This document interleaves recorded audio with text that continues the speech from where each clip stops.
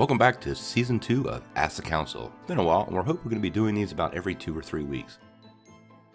We wanted to start off the second season with something for Black History Month, so guess what? We're going to talk about Dazzler. Yes, Dazzler. Just hear me out. So, did you know that Dazzler was originally based on an African-American disco star and not the blonde-haired version we've seen for 4 decades? Well, it's the truth. Inspiration for this video comes from Task vs. the World's tweet. Here it is, check it out. Now, I like to think of myself as kind of a know-it-all, and I didn't know this.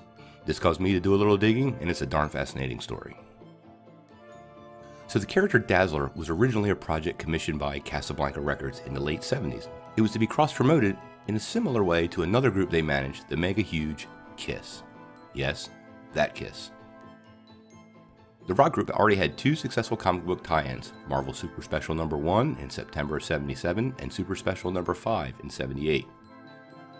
The latter had artwork by John Romita Jr., which will come into play in just a bit.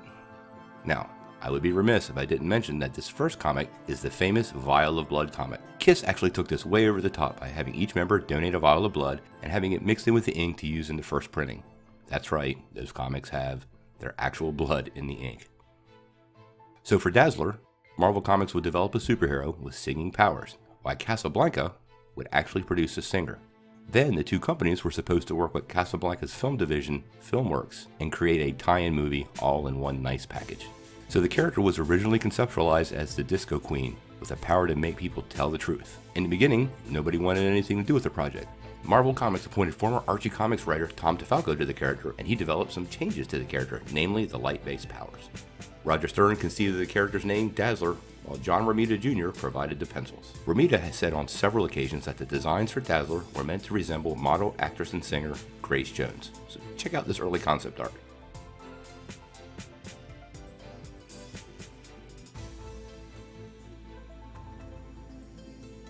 So for those unfamiliar with Grace Jones, she was pretty big in the late 70s, at least in the disco scene, was with David Bowie for a while, even appeared in James Bond and Conan the Destroyer. But unfortunately, Casablanca deferred the film to their film division's Filmworks.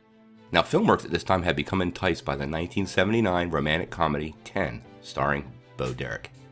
The film was a massive success in '79 and Filmworks wanted to take advantage of that success, so Dazzler became modeled after Bo Derek instead of Grace Jones.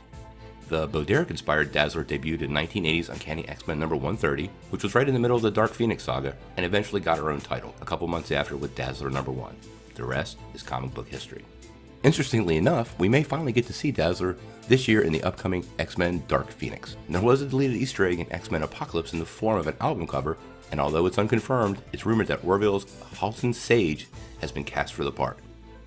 Hope you like this episode of Ask the Council. If you have a question, hit the Comic Council at Comic Council on Twitter, and you might see your question on the next episode. If you like this video, make sure you press the like below, click subscribe, and if you don't ring that bell, you won't get any updates. Peace.